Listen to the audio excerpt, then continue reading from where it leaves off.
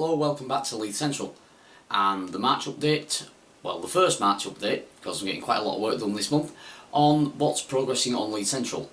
We'll take a look at what I purchased at Model Rail Scotland, a nice limited edition Class 20, and also some stock for the layout, as well as some more bits to carry on with some work on the layout which we'll focus on over the course of the update. The retaining wall foot is now completely painted, so we'll get that pinned into position, and we've also got some test ballasting done as well. So we'll take a look at that over this update, so sit back and enjoy, and hopefully we'll get some running shots of the 20 down at the club as well. So all that's to come. I'll get through that now.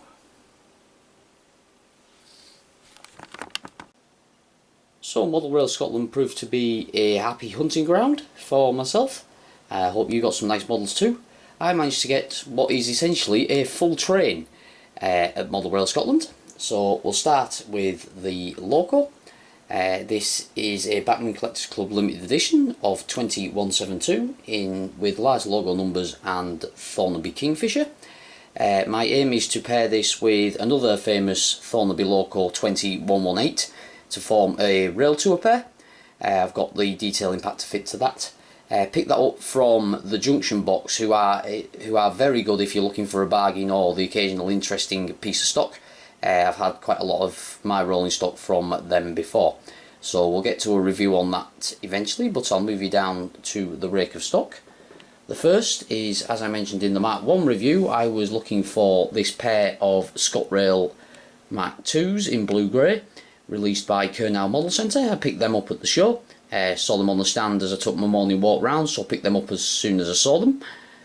So that's another two Mark II blue greys for the collection.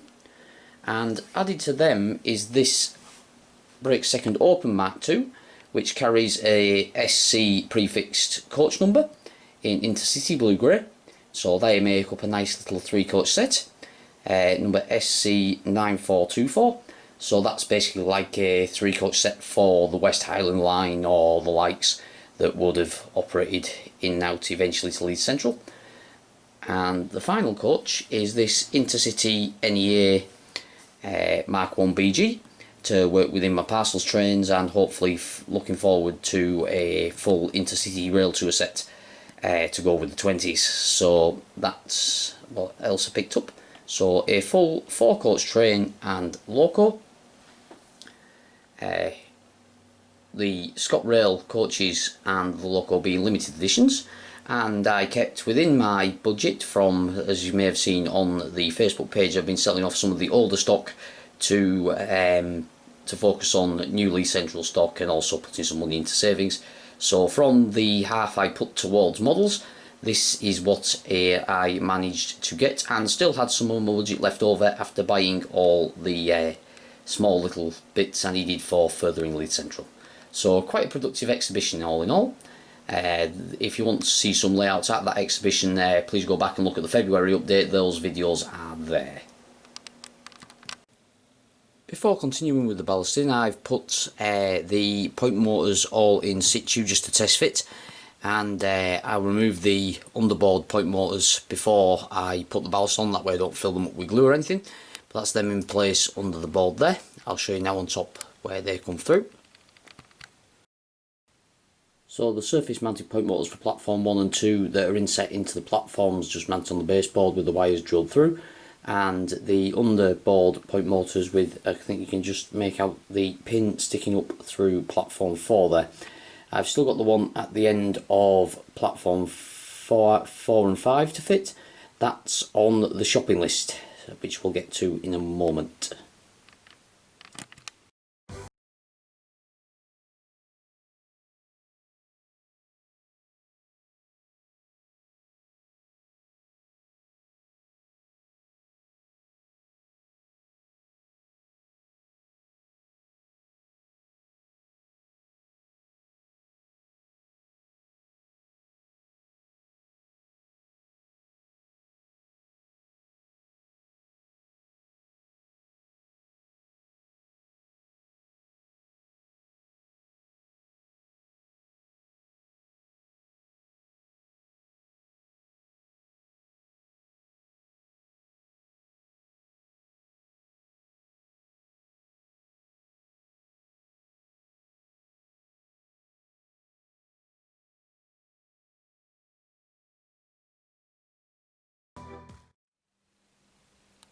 The platform 1 point motor has been inset into the platform also. That's fully rigged up with the sheets all put in around it. That's quite easy to remove out towards the track for maintenance purposes. If that point motor ever goes down, I can remove it that way. It's only pinned on at the track side, so that's how I'm aiming to remove those. The ballast has now set in the ends of platform 1 and 2, and also on platform 4 and 5 as well. And as I zoom out here, you may notice the other area of progress is I've got the platform facing fitted on platform 1. That now comes all the way up to the end of the roof, and I've started laying some edging stones on that. The next step will be to get that painted into grey, which there's some more grey on the shopping list also. So I'll get that shopping list complete, show you some other areas I've been working on. As you may have seen around the layout, the VEA van I'm working on is now a rolling chassis, and I've just put some rough paint on the ends there for where the yellow ends will be. That's because I'm going to aim for putting a slightly lighter primer on that end. So I'm just going to build up the paint scheme in coats of yellow. That way, when it gets chipped and everything, it doesn't show through as the grey. There'll be the yellow underneath. So that's now a rolling chassis with its 2 piece weight fitted. I'll get the main body and everything painted up before I fit the roof, and then I'll get the roof painted into the correct grey.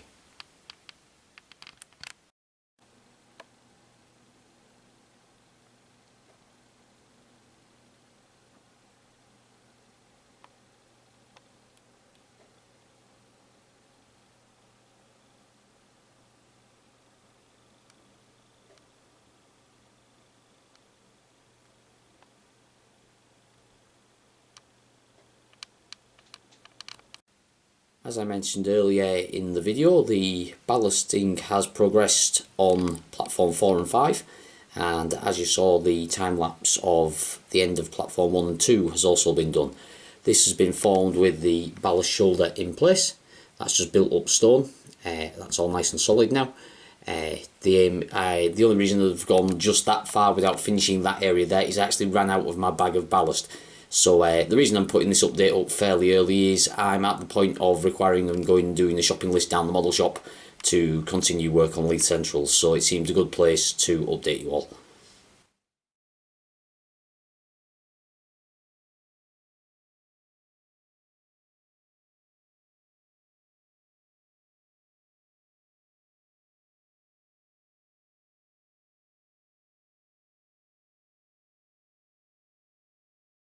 Little heavily detailed area around the ends of platform 1 and 2, you can see it looks all the better now that the ballast is in place. I just need to vacuum off the excess there, which I'm going to continue up the layout a little bit further before I do a full vacuuming across the whole layout, save doing it more than once. That bench is just placed there just for a rough representation. I've finalised the position of this little cabin. I decided to move it to the platform edge, that way it was away from the main station wall. You could actually see it through where this little alcove will be here, so you could actually look through there and that'll be visible through the archway. And that moves me on nicely to what I've been doing with the spare glue I've had left over from ballasting, which is that I've glued down the first area of road surface just as a test piece down along here. There's undulations and things in the mud. It's fairly level, but the idea is to make it a slightly uneven road surface like it's beginning to wear. And that's just a little test piece of that there. I'm probably going to do it slightly thinner, like taper it off onto this end and do it a slightly thinner coat. So that'll be a thinner coat on there, but that was just a nice little test piece. That's gone nice and solid. The process I use is exactly the same as the ballasting, where I put the stone in place. I then smoothed it over with, I smoothed it into place by hand and then got a piece of card and pressed flat on top. I'll show you that process when I do some more of this area along the front of the layout here. The other thing that will be on the shopping list is the beams of the plastic card for building the retaining walls. So now that I've got the main polystyrene for the platforms and most of the card in place, the top end up there I won't be laying the fascias and stuff because I've got some bridges I'm intending to order from KS Laser Designs of a bridge outside Manchester Oxford Road, but it looks fairly similar to Waverley Bridge, So I'm going to order a couple of them to go across the throat of Leith Central. Well, across the throat of this board anyway, to cover the board join, the surface mounting point motor and the like. That'll all be hidden under the bridge. So that bridge will be going on order fairly soon, but the first job is to continue ballasting on Leith Central, get the rest of the platform fascias fitted, and that hence is why I need to write myself a shopping list. So I'll go through what I'm going to order and what I'm intending to do for the next update. So I'll see you in a moment. Okay, so I've popped the hat on, popped the shoes on, and about to head down to the model shop to get some more pieces for Leith Central. The reason for putting this update up quite soon after the Model Rail Scotland update is the fact that I've reached a point now where I need to go and get in a supply of things to continue the work on Leith Central. Coming up in the next update, I'm looking at doing the rest of the platform edgings, getting some more of the platform top surfaces fitted, and continuing with the ballasting of Leith Central. And then we'll get to looking at fitting interesting parts in the ballast. I'll be getting most of that stuff from Harbour Hobbies down in Edinburgh, but I'll also need to order some stuff from Scale Model Scenery, like the cable trunking to go around the back of platform 5 from the retaining wall towards the bridge. The surface mounted point motor for the end of platform 4 and 5, I'll show fitting that in the next update. So there'll be a lot coming in the next update. I hope you've enjoyed the things I've been working on in this update, and as I say, I know they're quite close together, but I've had some time off, so I've been cracking on with Leith Central. Remember to like, share and subscribe, leave a comment, go and like the Facebook page. Also there's some more videos of like the real thing in the Edinburgh area, including a nice shot of a pair of Class 5060s down at Miller Hill, so go and check that out as well. But until then, I'll head down to the model shop and I'll see you on the next one. Thanks for watching.